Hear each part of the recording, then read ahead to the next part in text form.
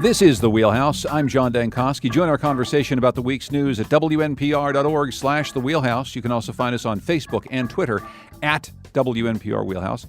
Colin McEnroe is away, so we've got a great panel for you, which includes Daniela Altamari, State House reporter at the Hartford Courant. Hello there, Daniela. Hi.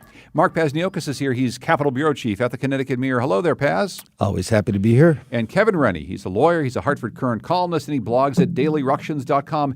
Hello there, Kevin. Good morning. So let's start with the strangest and I guess biggest political story in the state from the past week.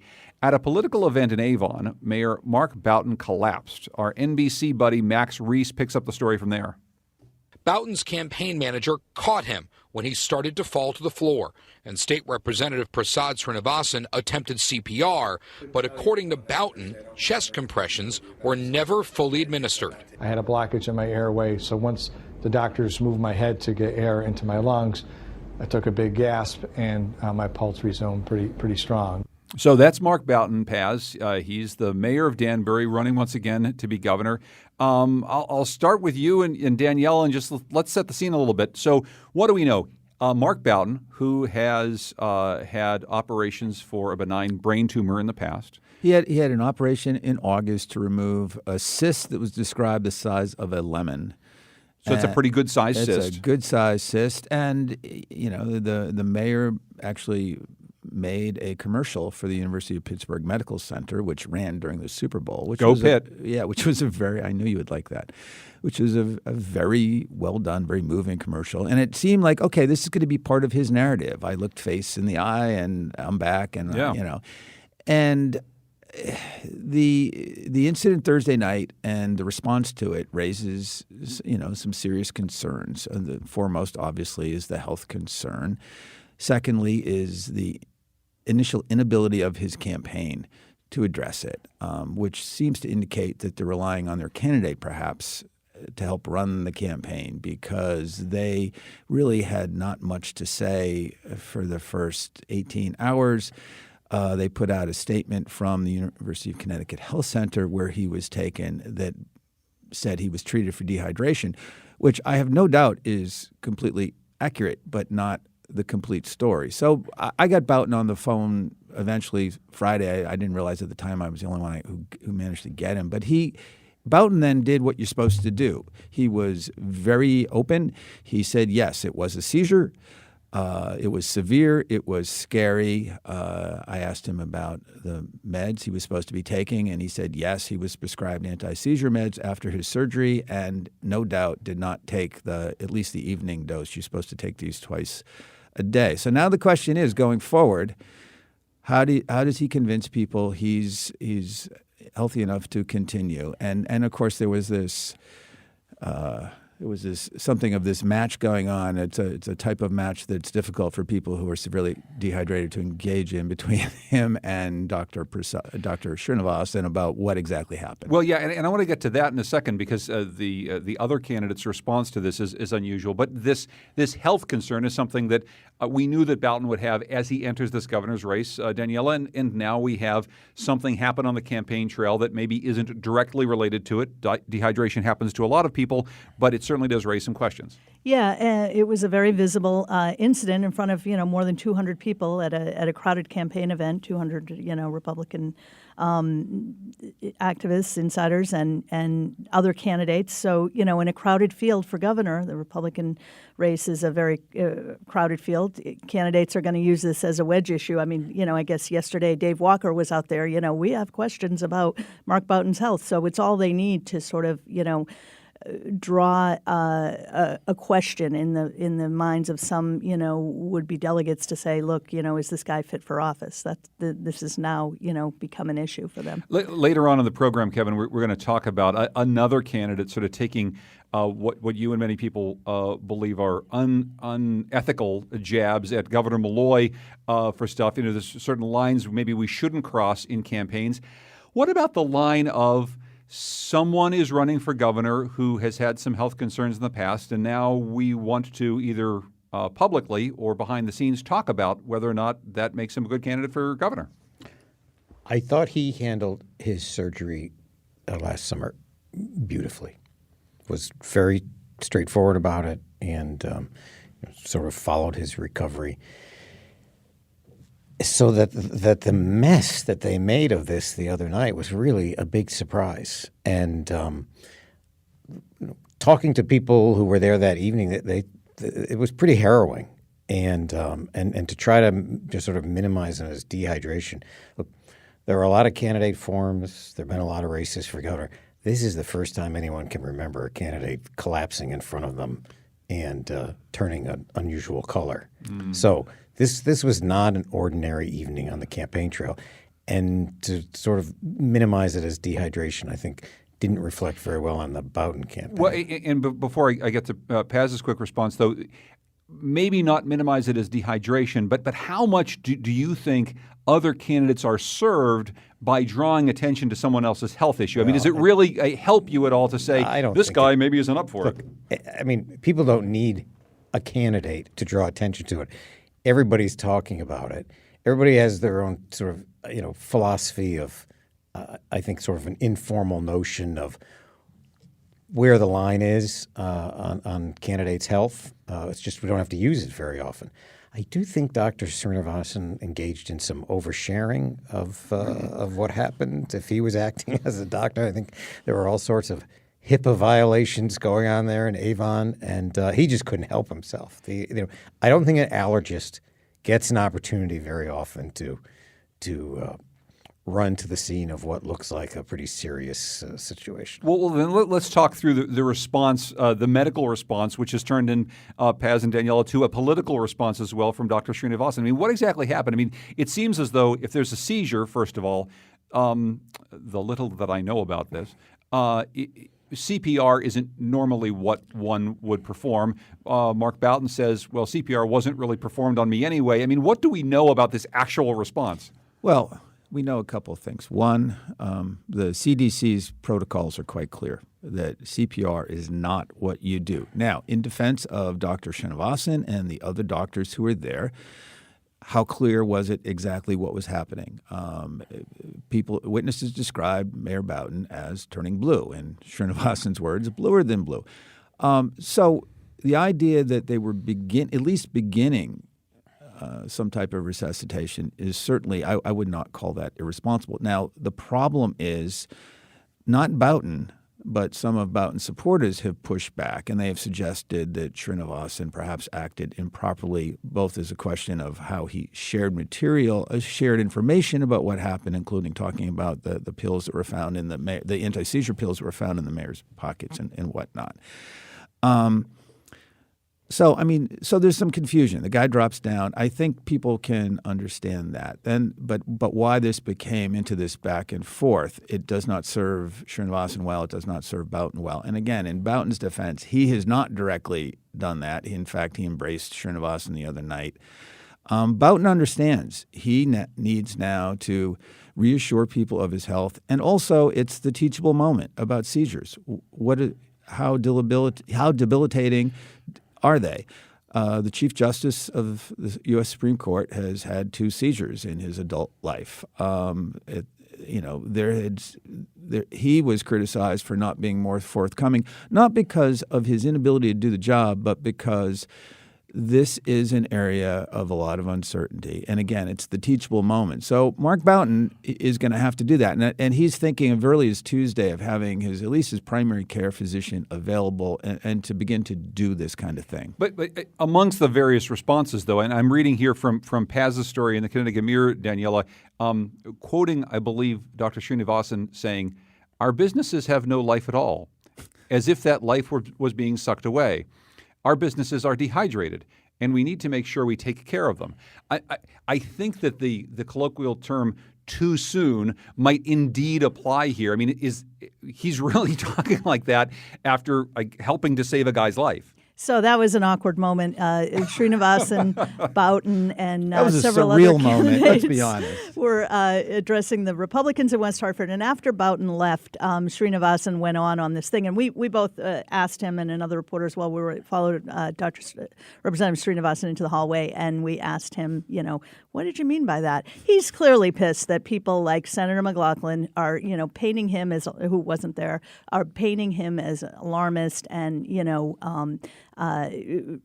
as as was suggested, maybe oversharing a moment that perhaps he shouldn't. On the other hand, Dr. Srinivasan is an allergist, so it's perhaps correct that he doesn't get to perform this type of life-saving maneuvers that frequently. But the other doctor that was there were actually 3 doctors there, but one of the other doctors, the main guy who was working on Boughton, is an anesthesiologist at St. Francis, and we spoke. What you want. That's what you want there. We spoke with the guy. He didn't want his name in the paper, but he was the one that cleared his airway.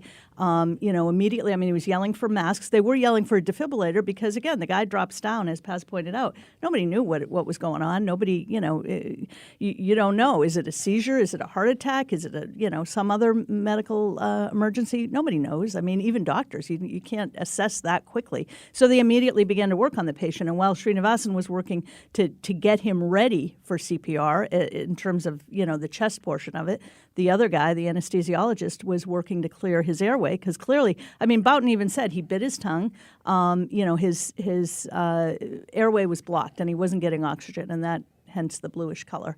So that's kind of what happened. And now Srinivasan is seeing people questioning his handling of it, and he's kind of striking back in a very sort of a little bit surreal and bizarre way. It was passive aggressive. He's a little petulant. Well, He gets more attention than he's gotten in a year on the campaign trail, and suddenly he's unhappy about it. Since we have a lawyer here, Kevin, I'll just ask you. I mean, you brought up HIPAA violations. I guess I just wonder, something like this happens, and you're a doctor, and you're part of a group that is attending to someone who's fallen down. I mean, what are you supposed to do as far as publicly talking about what's in their pocket about their medication? What exactly the diagnosis of this person was? I don't know. Are we supposed to be saying this to press? Talking about those things, and particularly without speaking with the patient or their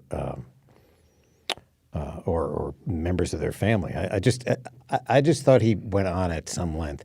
Although, in the sweepstakes of who was the most inappropriate, David Walker saying it put a damper on the evening, I think it was a serious contender for nitwit of the night. My sense is it probably, Paz, did put a bit of a damper on the evening. That was Kevin Rennie just speaking, ladies and gentlemen, by the way. But, people who were there, Yeah. I spoke to 2 of them that night. It was really a harrowing scene. It's very scary. Think about it. We're all of a certain mature age. How often have you seen someone collapse at all? It's not very often. Well, I will just say, and I'm saying this because he's been putting it out on Twitter. Your former colleague, Paz, Ariel Levin-Becker, put out a very nice series of tweets that I shared this past week, describing a lot about what we know and don't know about how to treat people with seizures. Our own Tucker Ives, who formerly produced this program, had one in the newsroom, and we had to attend to it. And I can say it is a very, very, very scary scene. And I will just quickly say on behalf of all of us, and certainly Colin McEnroe, who's expressed this publicly as well, we're just glad that Mayor Mark is okay, and we're able to talk about some political stuff with him, hopefully in the future, as opposed to medical stuff. Let's continue on with another big story that came out of the governor's race this week, also on the GOP side.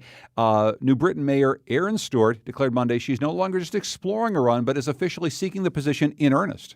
If you're looking for a candidate that's going to fit within a certain ideology, I'm probably not the candidate you're looking for. I'm okay with that.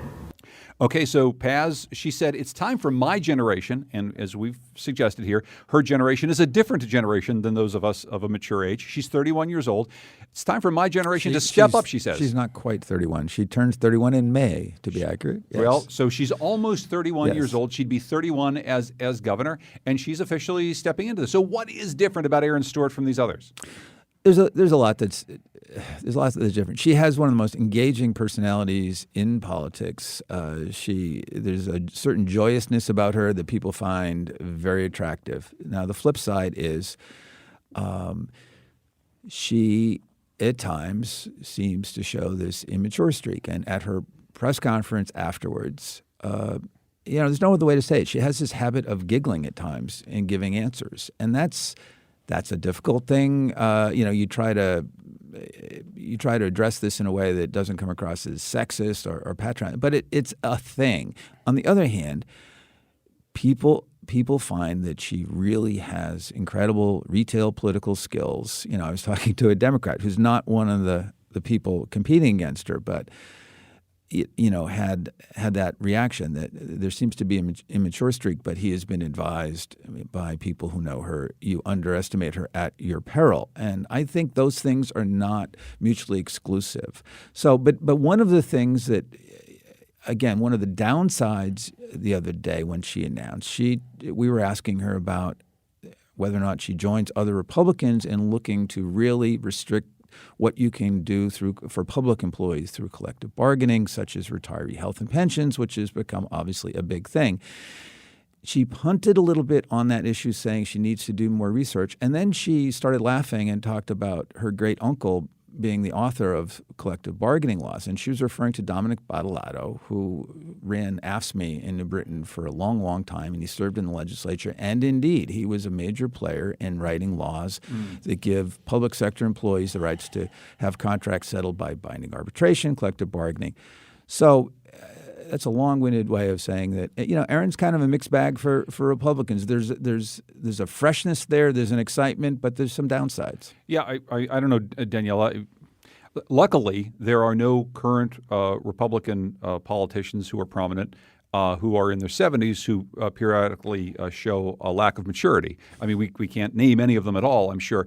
So Erin Stewart, maybe a little bit immature. I mean, is that her biggest issue as a candidate? Well, I didn't cover her announcement on Monday, so I wasn't there for that. But I do think she clearly stands out in a field of older white men. She stands out for a lot of reasons that Paz just outlined. I mean, she's talked sort of openly about the things that she's experienced. People point out her giggling. People point out her, her on AM talk radio, which of course we're not on right now. They that make still exists.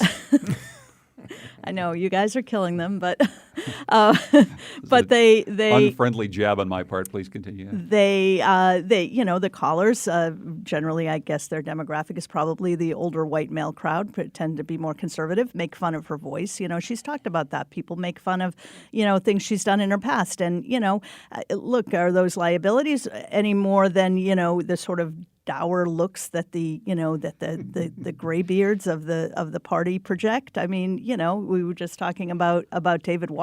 David Walker at one point tweeted that the next governor of Connecticut needs to be a father, a grandfather.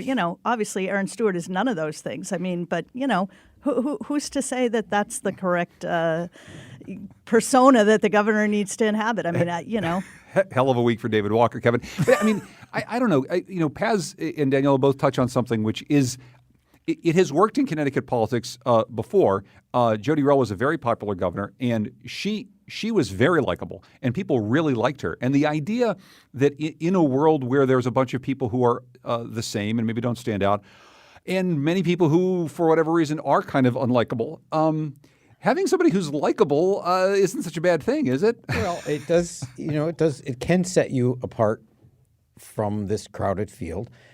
I would say this: she has this in common with a lot of the other candidates, which is she appears to have no ideas about what to do about Connecticut's troubles, and that is true of Republicans and Democrats. We're in March. No one is really saying if 10 months from now, I'm the governor of Connecticut and I'm facing a $4 billion deficit. Here's what I would do. They will talk about anything but that. I would be surprised if Erin Stewart has a plan. You've run political campaigns and advised political campaigns before. I mean, what would you have them saying right now, especially with this very big field, when you're still looking, to try to differentiate yourself within a Republican Party that's going to go to a convention and probably have a primary as well? I mean, what exactly do you say right now in terms of ideas and specifics? Well, it's you're right now. The candidates are appealing to a very small number of people. Their targets are donors, and Erin Stewart's getting a really late start on that to raise $250,000 in small contributions, and then the delegates who are about to be picked. So their audience is a few thousand people, and those people are much more engaged than the general public. I think they're interested in ideas. I think you can tell them, look, this is going to be very painful, but here's what I would do, and here's the result that I see. I do think you can dive into more details with the audience right now that you need to seek. There was a forum last night in Glastonbury for Republicans, which I didn't file a story, but I did go out there and sat through the hour and a half. And Erin Stewart, it was the first opportunity for her to sort of be on stage and mix it up. And I don't know, I tried to reach her. I don't know, why she didn't attend, but there were 9 Republicans there. The trick for Mayor Stewart and the others is to give Connecticut voters a sense that, yes, they have an idea, they may have a plan. The trick is, though, not to be so specific that you scare the hell out of people, because any way you're going to address a deficit of the size that Kevin just did, you're going to hurt people. You're going to either raise revenue, cut services, or do some combination of both. And that is hard thing to honestly address while you're campaigning. It is, but it has to be done. I mean, they have to face it. Whoever wins has to face it, and they can't say, I didn't know it was this bad." But we're telling them how bad it is. I don't know. I mean, if part of the process right now, Daniela, is all these forums and these meet and greets and these town committee meetings. I mean, aren't rank and file Republicans who are out there looking for a gubernatorial candidate, aren't they asking them these questions? I assume that people do want to hear some of these details. So aren't they grilling them on, be specific? What are you going to do about this? Yeah, they are. I mean, even the other night in West Hartford, before Dr. Srinivasan gave his assessment of the patient that is Connecticut, he and the other candidates were all asked, where do you stand on CBAC? How did you vote on the budget, or what did you think about the budget? I mean, so they were being pressed. I mean, they are talking in generalities. That is true, and maybe that's just the strategy that they're trying to carve out. It just occurred to me why they're not giving a plan. It's because Connecticut is a patient, and that would be a HIPAA violation. Oh, that's what it is. You can't talk. Yeah, you actually can't diagnose on the campaign. We'll sign a release. Kevin Rennie is a lawyer, Hartford Courant columnist, blogs at dailyructions.com. Mark Pazniokis is Capitol Bureau Chief of the Connecticut Mirror. Daniela Altamari, State House reporter at the Hartford Courant. If you want to join our conversation, we're going to continue with some gubernatorial politics. 860-275-7266. 860-275-7266. This is The Wheelhouse.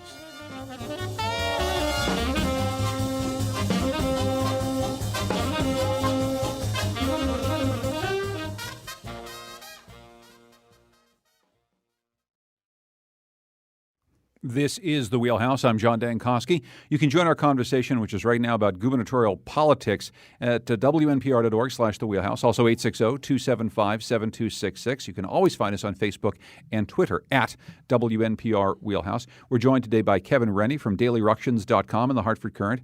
The Hartford Courant's Daniela Altamari, and also Mark Pazniokis, Capitol Bureau Chief of the Connecticut Mirror. Quickly, as we go through some news about GOP candidates, this is very quick, Paz, but Republican gubernatorial candidate Peter Lumaj came to the U.S. as a refugee from Albania about 30 years ago, said Monday that he rejected an offer from the Trump administration to return as U.S. ambassador to Albania. Really? That's what he said. I have not been able to confirm that. Mr. Lumaj that night said he didn't want to answer any questions about it. He had to go to another event. He said, call me the next day. I called him the next day. He sent me a text message saying if I have any questions, I should submit them by email. So this is all we know. So he believes that perhaps he got an offer to be U.S. ambassador to Albania. He says he was being vetted when he told them thank you, but no thank you, because his wife did not want him to return to Albania. I have to say, Kevin, we've been maybe complaining over the course of the last couple months that there is not all that much interesting about this gubernatorial campaign. And just within this last week, there's it's a sudden flurry. I don't expect it will be sustained. But I would say one of the things interesting about Peter Lumaj is I believe he is a really, really committed anti-immigrant right-wing, I would say, kook. He might say something else. I think it's fair to say he is who practices immigration law, by the way. Yes. It's kind of it's an interesting. The most conservative of the candidates for governor currently. It is a mishigash. I mean, I can only imagine what that vetting turned up. So it's Once again, ladies and gentlemen, that was Kevin Rennie. let's turn to something you wrote about. And here's another candidate, Bob Stefanowski, and the way in which he used social media to criticize. And this is something, obviously, everyone on the Republican side has been trying to outdo each other on, is how can we say bad things about the job that Governor Dan Malloy has done. And it's fair to say that Governor Malloy's job approval ratings aren't great right now. And the worst in the country. The worst in the country. But that having been said, the way in which Stefanowski decided to take jabs at Malloy is something you took issue with. Can we just talk about this? Just wrong. So what did he do? He used a photo of the governor wiping away a tear when he spoke to the press shortly after the Sandy Hook killings. And it's just wrong. Just wrong. It was from the Wall Street Journal, and it tells us much more about Bob Stefanowski than it does about Governor Malloy. I mean, that was a terrible time. The governor rose to the occasion.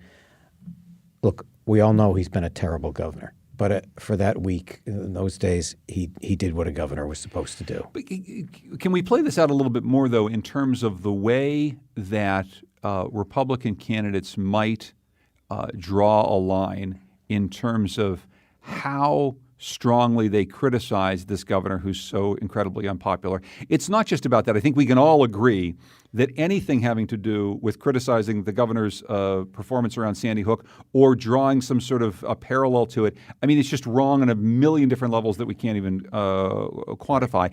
But how much value do Republican candidates get out of bashing a guy who's so far down, who's a lame duck governor? I don't know. It probably helps them in this nominating process where they're trying to differentiate themselves, and it's a common. It makes a connection with the people whose support they're seeking. But Susan Bysiewicz went to some effort to point out that she did not spend 1 minute in the in the Malloy administration. So the other day, poor Luke Bronin had to say, "Oh, I was against the latest CBAC agreement." Well, if he was at the time, he certainly kept it to himself. He was against the 10-year extension. Right, the 10-year extension. I don't know, Danielle, is it everyone just running against Governor Malloy at this point, Republican and Democrat? Except for the Democrats who are running against Trump. Right. I mean, so it's sort of like pick your demon. That picture, I believe, has been used before, or a similar one. Maybe some House Republicans at one point during the budget, Sam Belcito or some people like that maybe have put it out on social media as well and had to pull it back. I think, if I'm remembering correctly, I could be wrong. That was the one that I had. I couldn't find other examples. Yeah. That was bad enough. I mean, at this point in the campaign, as Kevin noted earlier, they are speaking to a small universe of potential delegates and some donors. And at the event I went to last night, one of the questions that one of the Republicans asked, what's the one thing that you would say Governor Malloy did right? And the response was visceral. And, I think Peter Lamage said, I'm sorry, I'm a little unclear on which one, but so he said the best thing he did was to announce he's not running again. And that got a huge applause line. And it went down the line, and everybody just heaped on to Malloy. And then they got to Stephen Obsitnik, who said, well, wait a minute. I think there was a lot to admire about his response after Sandy Hook. And then one of the other candidates, Mike Handler, actually applauded, and the audience just kind of cooled off a little bit, and there was a smattering of applause, I would say. But it is, at this point in the campaign, it's a great line for Republicans. It says something to the base, and the question is going forward, who dominates? Malloy, who does not tweet, or Trump, who does tweet? Yeah. Well, by the way, I'm glad you said. I think Steve Obsitnik is setting himself apart as a good and decent person, just generally. I have no way to judge what kind of governor these people would be, but I think we start with the basics. And I wanted to use this opportunity to talk about another event that I know you were at Paz last Friday night. I hosted the Connecticut Forum, which was about journalism in the state of the news. Joy Reid from MSNBC and the great Washington Post reporter David Fahrenthold and Hugh Hewitt who is a conservative talk show host, also has a show on MSNBC. He took a little bit of a jab at Governor Malloy on stage, talking about how he is the most unpopular governor in America, or one of, and I agreed with him. And the point you corrected him and said no, it was the most unpopular. The most unpopular governor. The point he was trying to make, though, is that national media, which is what we spent a lot of time talking about, tends to hold up Malloy as a kind of voice of the party when locally he is so unpopular. And as I thought about it, I honestly thought, Paz, I could have pushed back on Mr. Hewitt a bit more. And I will say I want to apologize to the governor for not pushing back a bit more on that, because I don't think that your ability to stand up, for instance, for what you believe is right in gun legislation should have anything to do with your approval rating and how people feel you've done other parts of your job. I was trying to move the conversation a bit more back to journalism, but I felt since that night that perhaps that was a jab at the governor that could have been better addressed. It could have been quickly addressed in this sense. Mr. Hewitt suggested that Mr. Hewitt very accurately described the fiscal state of Connecticut and talked about the unfunded pension liability, which we know is really the and he said nobody ever talks about them. I'm like, listen to the Wheelhouse on Wednesday mornings. But anyway, yeah, I wanted to throw something at that point, but it was kind of fun. But the impression he gave is that this problem blossomed suddenly with the election of Dan Malloy. And the one fiscal nod you can give to this governor is he's the governor under whose administration the state has paid into the pension fund the way you're supposed to pay into it. So yes, there's plenty to talk about the governor's fiscal stewardship of Connecticut, but on that issue, certainly the unfunded pension liability was here when Governor Malloy arrived, and yes, it will still be here when he exits. I was there too, and I was really annoyed by his comment because he seemed to, if I remember correctly, he seemed to sort of imply that reporters need to point out in every story that he's the most unpopular governor in the country, which seems kind of silly. And then he also said something about Malloy being incompetent, and I think you can say he's unpopular, you can say he's mishandled certain things, but I don't think incompetent is the first word that comes to mind. So I felt like this is a guy from Washington who really hadn't done his homework and didn't really understand what was going on in this state, and he sort of was implying nobody's writing about the pension crisis and all this stuff, and it's like dude, come on, He was doing what he criticizes other journalists. Exactly. I would, they don't do full biographies when they do these comments about any governor, but I do think we have to remember in 2014, Dan Malloy squeaked home to a second term, in part by saying there are no more deficits. And a month and a half later, his administration was announcing we are in a permanent fiscal crisis. That didn't happen in 6 weeks, and he did not tell the truth in order to get reelected. In a way, I think far more significant than most candidates don't tell the truth. I think it was much more fundamental and important than the usual. He and Tom fully agreed there was no problem, because if there was a problem, you would have to explain say what it was, what you're going to do with it. So there was, yes, the conspiracy of silence. But Dan Malloy was. That's a fair criticism. He was. Hugh Hewitt, though, was talking about the unfunded pension liability, and that was just crap. That the media is not covering it, and that it was Dan Malloy's fault. Well, and I think a larger point to our conversation that night was that local reporters and statewide reporters who actually cover issues probably are going to do a better job than national reporters who swoop in and talk about things periodically based on what they may have seen in their morning news feed. Let's go to Can we say one thing about? Do we have 1 second about Hugh Hewitt? I don't listen to his program, but I do recall in an early presidential debate in 2016, he said to Donald Trump, which part of the nuclear triad would you address first? And it was a moment. It was a brilliant moment that the world should have taken more note of. It was clear Donald Trump had no idea what the nuclear triad was, and therefore should not have continued in the race. And Marco Romeo, after Trump's crazy ass answer, said, well, for the audience at home that may not understand all that, let me explain what the nuclear triad is. I will say, in preparation for that, I did watch an awful lot of Hugh Hewitt versus Donald Trump, which was a pretty good television program for a bit, and he did do a good job in those debates. I want to move on to some Democratic candidates and a couple things. Here's one that all of us kind of looked at, and it's a political gaffe, Daniela, but sort of one that I don't know if it speaks to some of the bad luck that Susan Bysiewicz has had in her political career. Nationally known political operative Joe Trippi has apologized to Bysiewicz's gubernatorial campaign for mistakenly saying that she had served in the U.S. Congress. So some media went out that said, she served as a congresswoman. Oops, what happened? Yeah, I mean, they kind of blamed it on a staffer, a glitch. Who knows? I mean, I don't know. Is it part of some larger problem with her campaign? There was also the glitch where she showed up to the wrong office when she was first filing her papers to run. I mean, I don't know how Secretary of the State. Yeah, how important are these things? I don't know. I don't know, Paz. How important are these things? Then how important are these things to a candidate who has had this sort of stop-and-start political career with lots of sort of unforced errors like this one? They're not important unless they feed into a narrative about somebody who is constantly exaggerating. And there's plenty of issues, I think, about Susan Bysiewicz. She's had her up and down career, but I'm not sure that's one of them. So yeah, this was just a screw up. These things happen.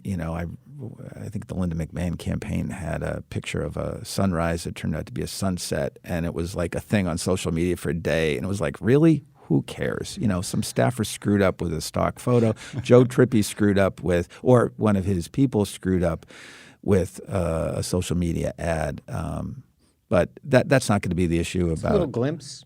I put it out there. It's a little glimpse of a modern campaign. There are probably people who pay attention to us are more interested in that than maybe the wider public. But there are little moments. I mean, of much more significance. It seems is not getting as much attention as the fact that she's completely illiterate when it comes to tolls and infrastructure, transportation infrastructure, saying for weeks and weeks that she wanted to raise $3 billion a year in tolls, which would be, you cannot imagine what that would cost Connecticut drivers. But she kept repeating it, and now has backed off a little bit. But it's just one more sign. These people don't really give much thought to issues and the details. One little detail you wrote about this past week, Kevin, is coming from this kind of really dark horse gubernatorial candidate who's not going to be able to take part in the Citizens Election program, the mayor of Bridgeport, Joe Ganim. He brings up an issue that I don't know, nobody else is really bringing up, referring to dozens of town committee forums around the state. I'm quoting here from your blog what Ganim said. It's obvious to any observer that those in attendance at these forums are almost all white, even though almost 33% of Connecticut residents are black or Latino. Joe Ganim's making a case that the Democratic Party and its forums, it needs to, look a little bit more like Connecticut. I don't know. This isn't a bad way to set yourself apart, I suppose, if you're Joe Ganim. Well, it is. But, if you look at If you look at the cities in Connecticut, three largest cities, four largest cities, have very significant minority populations, and a lot of their political leaders are white. Hartford has a white mayor. Bridgeport has Joe Ganim, a white mayor. They have some of their legislative delegation is more diverse, but. Probably, and there's city councils, but three of the four largest cities are white men. So Joe Ganim's letter. The timing was interesting because he had a very, very bad time at a forum in Fairfield where there were two party officials. One is a woman named Melissa Kane. She used to be the Democratic town chair of Westport. She's on the board of selectmen there. And the questions that they posed to the candidates, her and Steve Scheinberg is the chair of Fairfield. They were really pushing these candidates to prove how are you electable. And in the case of Mr. Ganim, who served 7 years in prison, I mean, this is a very relevant question. So I think, Ganim's feeling a little put upon, I think, at some of these things. And one of the questions she posed to him was, at the end, because he didn't really address his electability, she said, I'm going to ask all of you to identify your Achilles heels. And if you can't think of one, she said, you all have one, and we are here to jog your memory. And then when it was turned for Mr. Ganim to answer, she said, Mr. Ganim, your Achilles heel. And the crowd laughed. So that's, I think, a little bit of the context for that letter, that Mr. Ganim has perhaps been feel a little misused at some of the suburban forums. Yeah, I don't know, Danielle. Joe Ganim is a different sort of candidate, and I don't know how he is. Paz just gave a good example, how he is showing up and how other Democrats are treating him on this campaign trail that is different. I don't know if this portends any particular path for the mayor who has made this big political comeback from being in prison. Yeah, I mean, I'm not sure what the point was of putting out that press release. I know, just making a few calls following that. There are forums planned. The Connecticut Democratic Hispanic Caucus is going to be having all kinds of forums with, candidates up and down the slate. So I wasn't quite sure what his point was. I mean, and again, to Kevin's point, you might look at, forget about who's in the audience. How about who's on the slate? I mean, all the gubernatorial candidates are white men except for Susan Bysowitz, who's a white woman. Where's the diversity there? I mean, we're just going through a time, in this country, Black Lives Matter and, the Trump backlash. And there's a lot happening. And yet, the folks who the Democrats are putting up running for office are largely the same folks that you would have seen in, 1978. Well, I want to take a break. When we come back, that's right. let's talk briefly about why it seems that the Republican Party doesn't really want to run any competitive races for Congress. This has been a problem in the state for quite a number of years, and it's really interesting in the context of what's going on in some other states. We're talking with Daniela Altamari from the Hartford Courant, Kevin Rennie, also from the Hartford Courant, who blogs at dailyructions.com, and Mark Pazniokas, Capitol Bureau Chief at the Connecticut Mirror. This is The Wheelhouse.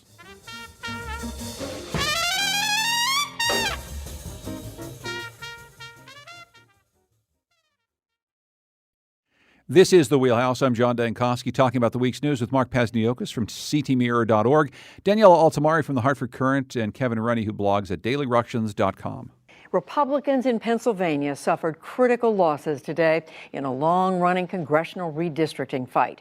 Both the U.S. Supreme Court and a panel of federal judges refused their request to block a newly drawn map deemed more fair and more favorable to Democrats. That's PBS reporting on the second big defeat for Republicans in my home state of Pennsylvania after losing a very tight special election in the old 18th congressional district that is shaped currently like a T-Rex bending over to take a drink of water. They've lost a battle to retain these oddly shaped, wildly gerrymandered districts. Now, in Connecticut, we don't really have to worry about some of these problems, in large part because I don't know, we've seemingly given up on the idea of our congressional campaigns being competitive at all. I want to just talk through these things with you folks. Danielle, I'll start with you. Republicans in the state of Connecticut have made great headway toward balancing out the state legislature, and we've seen the results of that at the state capitol this past year. Clearly, they have a lot of people who want to jump into the race to be governor of Connecticut. With all of this, I'm not still quite sure why there's not attempts to be more competitive in the 5 congressional districts, especially given all of the wild swings in politics in all these other states and the reality that you can probably be competitive in some of these places if you just put in some effort. Yeah, I mean, there doesn't seem to be a lot of effort being put in. A lot of reasons. I mean, first off, everybody wants to run for governor because you get, taxpayer money to do it, and nobody's giving you money to run for Congress. So that's one thing, and it's a slog. But it's a really lousy job if you get it. True. It's a hard job. But you get a house near the office, which you don't get in Congress. That is true. You don't get a house. But anyway, yes. And, secondly, I mean, in terms of the way the districts are drawn, but, you'd certainly think, perhaps the 2nd congressional district where Republicans have been gaining ground or, maybe even the 5th district. there might be incentive for the Republicans to run there. No one wants to run against Joe Courtney, so that takes the second off the table. And then as far as the fifth, there are a couple of candidates there, but I think there's a lot of reasons why Republicans seem to have focused their efforts and energy elsewhere. Also, 2018, there's going to be a lot of we're seeing that now with some of these special elections. It's going to be a tough year, as it always is, the midterm for any president in power. Trump brings additional, challenges, I think, for Republican candidates. So, this year in particular will be hard, I think. But and as much as people are going to be running against Donald Trump in all the congressional races across America past, there also is something, and this is one of the things we talked about at the forum that night too. I mean, whenever you have any state that is so reliably red or blue that you have such party control, midterms are often the place in which people want to speak up against power and the power structure that is currently in place. It's why people are able to run against Governor Malloy. I don't know that even with an anti-Trump wave that there's not some potential to be able to push back against a state that has all of its statewide elected officials being Democrat and all of its congressional folks as well. 2016 was the year that the Republicans seemed to throw in the towel on congressional races. For the first time, there was not a single for the first time since the Republicans lost the three. Remember, it wasn't that long ago. The Republicans held 3 of the 5 U.S. House seats in Connecticut. They lost 2 of them in 2006 and the last one in 2008. But 2016 was a turning point in the sense that it was the first time since they lost those seats that there was no Republican who came close to raising $1 million. It was just an awful year. It's not drawing the fields that you would think. I mean, on paper, the 5th district is an absolutely competitive district. And if you look at how Republican candidates for U.S. Senate, for governor, how they do in the 5th district, should be a battleground.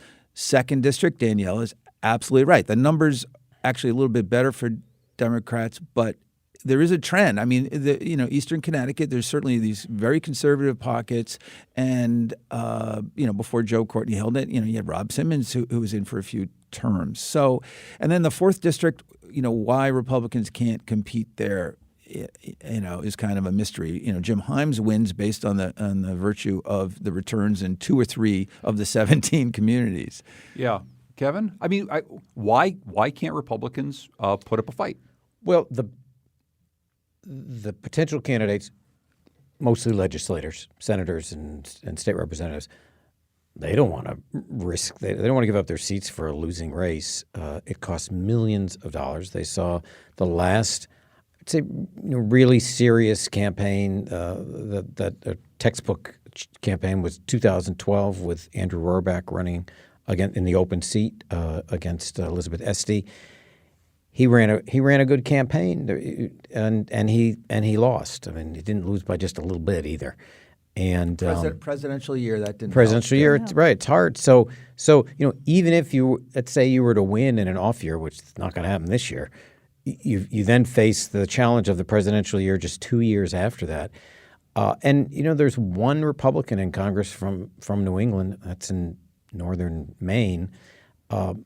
Voters in the North, they'll elect you as governor, but they don't want to send Republicans to Washington to be with those awful Republicans from other parts of the nation who are different, who are very different. So does it change any time in the next several cycles, Danielle, or is this what we're stuck with?